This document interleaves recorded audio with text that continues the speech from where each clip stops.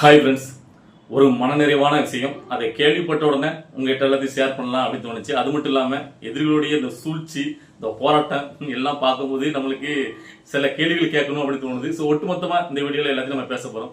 First என்னப்பா அது மனநிறைவான விஷயம் அப்படின்னு கேட்டிங்கன்னா, தளபதி விஜய் அவர்கள் முதலமைச்சராக பொறுப்பேற்ற நாள்ல இருந்து இந்த கேள்வி என்னோடத்துல இருந்துகிட்டே இருக்கு. அதாவது முதலமைச்சர் விஜய் அவர்கள் எங்கெல்லாமோ போறாரு, ஆனா கரூருக்கு மட்டும் ஏன் இன்னும் போகாம இருக்கார்? ஏன்னா அவரை பார்க்க 41 பேர் இறந்திருக்காங்க. ஸோ ஒரு இன்சிடென்ட், இது ஒரு மிகப்பெரிய ஒரு இன்சிடென்ட் அவருடைய அரசியல் வாழ்க்கையிலே. சாதாரண கிடையாது, மற்றது மாதிரி கிடையாது. இதுவே அவருக்கு பாத்தீங்கன்னா ஒரு பிளஸா தான் அமைஞ்சிச்சு.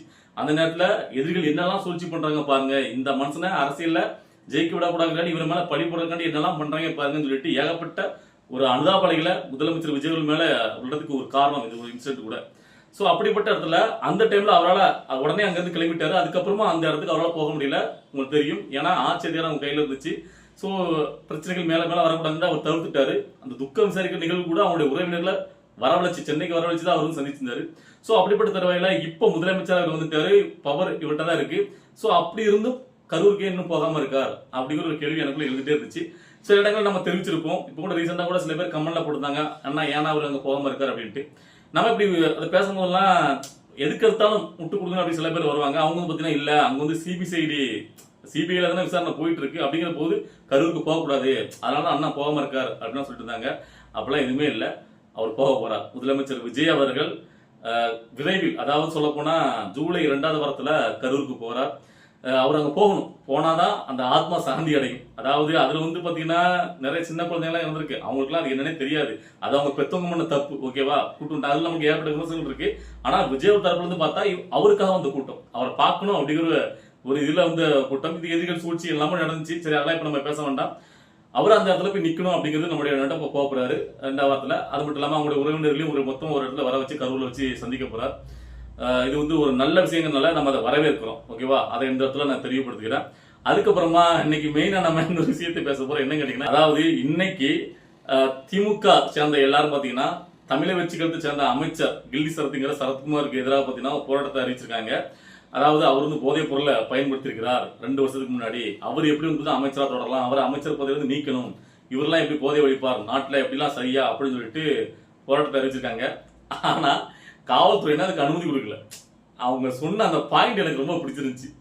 என்ன கேட்டீங்கன்னா, இதுக்கு முன்னாடி அப்படியே கட் பண்ணீங்கன்னா ஒரு 3 மாசத்துக்கு முன்னாடி எவ்வளவு நெருக்கடிகள் என்னெல்லாம் பண்ணாங்க. எப்ப தமிழை வச்சு காலத்துல ஒரு போராட்டத்தார எதுக்கான அனுமதி, போராட்டம் கிடையாது, எதுக்கு அனுமதி கேட்டாலும் ஒரு கூட்டம் நடத்துறதுக்கு அனுமதி கேட்டா கூட அனுமதி கொடுக்க மாட்டாங்க, அலைக்கழிப்பாங்க, இத்தனை விதிகள் போடுவாங்க, நீங்க இத்தனை நாளைக்கு முன்னாடி கேட்டிருக்கணும் அப்படின்னு 1008 கண்டிஷன் போடுவாங்க. இல்ல, இன்னைக்கு அதுவே ரிவீட் அடிச்ச மாதிரி இருக்கு. இவங்க போராட்டத்துக்கு ஒரு நாளைக்கு முன்னாடி போய் கேட்டிருக்காங்க, போராட்டத்தை கொடுக்கல, அனுமதி கொடுக்கல. அதாவது நீங்க வேலை நாட்கள்ல ஒரு 3 நாட்களுக்கு முன்னாடியே பாத்தீங்கன்னா அனுமதி கேட்டுக்கணும் அப்படின்னு அனுமதி மறுத்துட்டாங்க. சோ அதனால இன்னைக்கு போராட்டம் நடத்தின அமைச்சர் சேகர் பாபு, மேயர் பிரியா இவங்க குண்டு கட்டா அந்த வேன்ல ஏத்துறாங்க. சோ அதை பார்க்கறதுக்கு நல்லா இருந்துச்சு. நான் ஒண்ணு கேட்கிறேன் திமுக பத்தி நறுக்குன்னு, அதாவது அவர் பயன்படுத்துறது போதைப் பொருளா இல்லையான்னு நம்ம அது பேசலாம். ஃபர்ஸ்ட் இது நடந்தது எப்போ? 2 வருஷத்துக்கு முன்னாடி. அப்ப அந்த ஆட்சி யாருடைய ஆட்சி? உங்களுடைய ஆட்சி. உளவுத்துறையெல்லாம் அப்ப என்னத்தை கிழிச்சிட்டு இருந்தீங்களா நான் கேட்கிறேன். அப்பவே இதை பிடிச்சி உளவுத்துறையெல்லாம் இருக்காங்களா, இதெல்லாம் எடுத்து நீங்க பாத்தீங்கன்னா ஆக்ஷன் எடுத்துக்க வேண்டியதுன்னா அவர் மேல ஏன் எடுக்கல? அதனை இப்ப வந்துகிட்டு இது பாத்தீங்கன்னா போதை போறதா அப்ப உங்களுக்கு கணக்கு தெரியலையா? இப்பதான் கணக்கு தெரியுதான்னு கேட்கிறேன். அவர் என்னங்க ஒளிச்சு மறைச்சா பாத்தீங்கன்னா அந்த போதை நசுக்கிட்டு போட்டுட்டு இருந்தாரு. இல்ல அவர் வாயில தூக்கி போறதை இங்க பாத்தீங்களா? அந்த வீடியோ இருக்கா? ஒரு பவுடர் நசுக்கிறாரு, அது என்ன போடுறான்னு இருக்கலாம், அது எப்படி நீங்க போதை பொருள்னு சொல்ல முடியும்? நான் கேட்கறேன். ஒரு இவ்வளவு பேர் இருக்கிற அந்த ஸ்டேடியத்துல வீடியோ எடுக்கலாம் தெரிஞ்சும் அவருடைய மனைவியை பக்கத்துல வச்சுட்டு ஒருத்தர் மனைவியை பக்கத்துல வச்சுட்டு போதை பொருள் நசுக்கிட்டு இருக்காரு. மனைவி சிரிச்சு கேஷுவலா பேசிட்டு இருக்காங்களா? என்ன நடக்குது இதுல? சரி, இப்போ அதுல பாத்தீங்கன்னா நிறைய பேர் பாத்தீங்கன்னா புத்திசாலித்தனங்களா, அதாவது ஒருத்தர் சவால் விட்டுருக்காரு. என்ன கேட்டீங்கன்னா, ஒரு கிரெடிட் கார்டு டெபிட் கார்டு இதை வச்சுட்டு நீங்க ஒரு மாத்திரைய இந்த போனுக்கு மேல வச்சு நீங்க உடச்சிட முடியுமா, தூள் தூளா ஆக்கிட முடியுமா, அப்படி உடச்சா நான் 10 லட்ச ரூபா கொடுக்கேன் அப்படின்னு போட்டிருக்கேன்.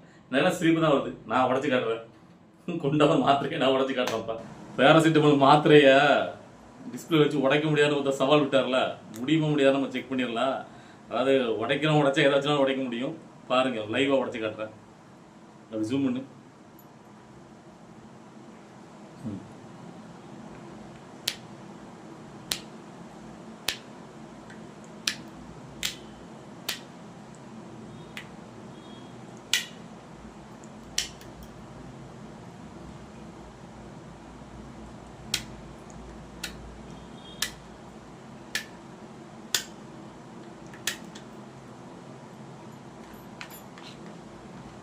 நான் பார்த்துட்டு இருக்கீங்க மக்களே, நான் உடைச்சிட்டு இருக்கேன். உங்க கண்ணு முன்னாடி தான், லைவாக தான்.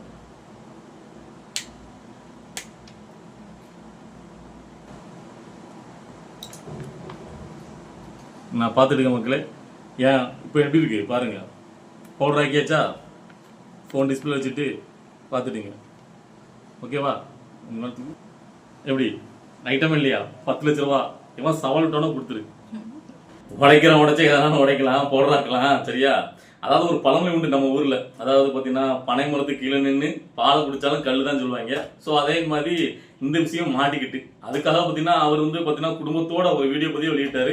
என் குழந்தைக்காக தான் பாத்தீங்கன்னா அதை நான் நொறுக்கி பவுடராக்கினேன், உடம்பு சரியில்லாம இருந்துச்சு அப்படின்ட்டு. அதுக்கும் விமர்சனங்கள். குழந்தைக்கு நீங்க வந்து மாத்திரை தான் கொடுப்பீங்களா, டானிக் தான் கொடுக்கணும் அப்படின்ட்டு. எப்பா மாத்திரையே அப்படியே தான் கொடுக்க முடியாது, குழந்தை முழுங்காது. அதை பவுடராக்கி தண்ணியில கலந்து கொடுக்கலாம். ஓகேவா? சரி, அவர் சொல்றது பாத்தீங்கன்னா இல்ல உண்மையான விஷயம் என்ன நடந்துச்சுன்னா அவங்களுக்கு மட்டும் தான் தெரியும். அதனால நம்ம வந்து அதுக்குள்ள நிறைய உள்ள போக விரும்பல.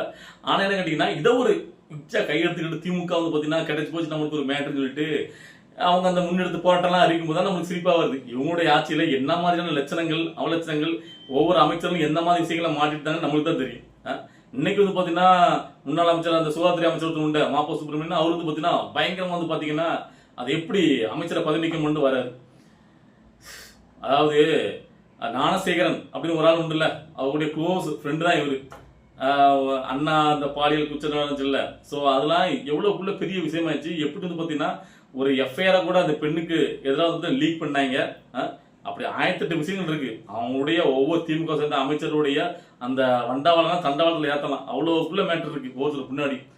ஆனா இங்க வந்து பாத்தீங்கன்னா எதுவுமே தமிழை வச்சு காலத்துல உள்ள அமைச்சர்கள் மேல எதுவுமே ஒரு குச்சாட்டு வைக்க முடியல. எல்லாத்துலயும் பெர்ஃபெக்டா இருக்காங்க. ஊழலும் பண்ண முடியல, எதுவுமே பண்ண முடியல, கொஞ்சம் கிளீனா மாத்திட்டு இருக்காங்க. சோ அப்ப எங்கேயாவது அவங்களை பிடிக்கணும். அது இல்லாம இந்த போதை ஒழிப்புக்கு வேற பயங்கரமா பாத்தீங்கன்னா ஒரு மாரத்தானே பிளான் பண்ணி அதுலயும் முதலமைச்சர்கள் ஓடி அது பெரிய லெவலில் ரீச் ஆயிட்டு. சோ அப்போ அதை வந்து மொக்கப்படுத்தணும், அவங்களை கலங்கப்படுத்தணும் அப்படிங்கிற ஒரு நோக்கத்திலே இந்த அமைச்சருடைய அந்த வீடியோவை எடுத்து போட்டு பயங்கரமான ஒரு இஷ்யூ பண்ணிட்டு இருக்காங்க. சரி, ஓகே, எதிர்கட்சினா அப்படிதானே, ஆளுங்கட்சி மேல புகாரா தொடுப்பாங்க. சோ இதெல்லாம் நம்மளுக்கு தெரிஞ்ச விஷயம் தான். ஆனா இந்த அளவுக்கு எதை எடுத்தாலும் ஒரு புகார் அவதூறுலாம் கிளம்ப மாட்டாங்க. ஆனா இவங்க ரொம்ப மட்டமா நடந்துக்கிறாங்க. அதனாலதான் நம்ம கொஞ்சம் எரிச்சலா இருக்கு. அது மட்டும் இல்ல, இப்ப கூட ரீசெண்டா திமுக தலைவர் மு.க. ஸ்டாலின் அவர்கள் என்ன சொல்றாரு பாருங்க. அதாவது அவரு எங்க கல்யாணத்துக்கு போனாலும் ஒப்பரை வச்சுட்டு இருக்காரு, எல்லாருக்கும் தெரியும். சோ இப்போ அதுக்கு அடுத்தபடியா போய் ஒரு விஷயம் சொல்றாரு. அதாவது நம்ம கட்சிக்காரங்கலாம் ரெடியா தயாரா இருங்க, எப்ப வேணா ரீஎலெக்ஷன் வரலாம், அடுத்த மாசம் வரலாம், அதுக்கு அடுத்த மாசம் 2 மாசம் கழிச்சு 5 மாசம் கழிச்சு கூட வர வாய்ப்பு இருக்கு. சோ அதனால தயாரா இருங்க அப்படின்னு தன் கட்சிகளுக்கு அறிவுறுத்துறாரு. ஒரு பெரிய மனுஷன் பேசுற பேச்சாது. ஒரு மனுஷன் முதலமைச்சர் ஆன உடனே என்னதான் கட்சி எதிர்நிலையில அந்த வேறுபாடுலாம் கலந்து உங்களெல்லாம் முதல்ல பார்க்க வந்தாரு. அப்ப கூட பெருந்தன்மையா நாங்க ஒரு எதிர்கட்சியா நாங்க வந்து சிறம்பட செயல்படுவோம் அப்படிதான் சொன்னீங்க. இது என்ன ஒரு சொல்லு இதெல்லாம்? அப்போ இந்த ஆட்சி வந்து பாத்தீங்கன்னா மக்களால் தேர்ந்தெடுக்கப்பட்ட இந்த ஆட்சி 5 வருஷம் நிலையா நடத்தக்கூடாதுங்கிற உங்களுடைய எண்ணோட்டம் எவ்வளவுக்குள்ள வன்மையானது. அப்ப இந்த தமிழ்நாட்டை நீங்க மட்டும் தான் குடும்பம் தான் ஆளணுமா? அதுக்கு தானே மக்கள் ஆப்பு வச்சிருக்காங்க. ஆனா இன்னும் நீங்க தெரிஞ்சல. அதாவது அந்த இப்போ அவங்க பண்ற விஷயங்கள் எல்லாமே இந்த ஆட்சியை கலைக்கிறதுக்கு என்னென்ன உண்டோ அதெல்லாம் தான் இறங்கியிருக்காங்க. ஸோ அதெல்லாம் பார்த்தீங்கன்னா ரொம்ப தீவிரமா ஒவ்வொருத்தரையும் குறி வச்சிருக்காங்க. ஸோ அதனால ஒவ்வொரு எம்எல்ஏக்களும் அமைச்சர்களும் ரொம்ப கவனமா இருங்க. உங்களுடைய ஒவ்வொரு நடவடிக்கைகளும் உற்று நோக்கிட்டு அதுக்குன்னே தனித்தனியா ஆட்களை நியமிச்சிருக்காங்க ஃபாலோ பண்றதுக்கு. அதனால ரொம்ப கேர்ஃபுல்லா இருங்க. எங்க நீங்க ஒரு சின்ன தப்பு பண்ணாலும் அது முதலமைச்சர் விஜயவில் பாதிக்கும், உங்களுடைய கரியரும் சுத்தம் முடிச்சிடும். ஸோ அதனால ரொம்ப கவனமா செயல்பட வேண்டியது உங்களுடைய கடமை. ஏன்னா இந்த மக்கள்லாம் சும்மா கிடையாது. இப்படி ஒரு வெற்றி வாய்ப்பை யாருக்குமே கொடுத்தது கிடையாது. அதான் திரும்ப சொல்றேன், இந்த எம்எல்ஏக்கள் அமைச்சர்லாம் நீங்க கனவுல நினைச்சிருக்க மாட்டீங்க. நீங்களாம் இப்ப முதலமைச்சர் விஜயபால் தலைவர்கள் நீங்க ஜெயிச்சிருக்க முடியாது. ஏன் திரும்ப நான் அடுத்த திருத்தம் சொல்றேன் கேட்டீங்கன்னா, சில பேரை விலைக்கு வாங்க கூட ட்ரை பண்றாங்க, கோடிக்கணக்கில் செலவு பண்ணி. அதனால நான் சொல்றேன், எனக்கு தெரிஞ்சு விசுவாசமா தான் இருப்பாங்க. எனக்கு தெரிஞ்சு மேக்சிமம் யாரும் போற மாதிரி தெரியல. இருந்தாலும் நம்ம வந்து பாத்தீங்கன்னா நம்ம தேர்தலுக்கு முன்னாடியே நம்ம சொன்னதுதான். ஸோ அவங்க எல்லா விதத்திலையும் எவ்வளவுக்குள்ள எந்த லிமிட்டுக்கு வேணாலும் போக தயாராகிட்டாங்க திமுக. ஸோ அதனால கவனமா இருங்க அப்படிங்கிறத நம்ம சொல்லி இந்த வீடியோ முடிக்கிறோம். ஸோ இந்த வீடியோ பார்க்கும்போது உங்களுக்கு இன்னைக்கு என்ன சொல்ல தோணுச்சு அப்படிங்கிறத உங்களுடைய கருத்துக்களை கமெண்ட்ல பதிவு பண்ணுங்க. அடுத்தடுத்த அரசியல் நிகழ்வை பார்த்து நம்மளுடைய வீடியோ வரும். வெயிட் பண்ணுங்க. பாய்.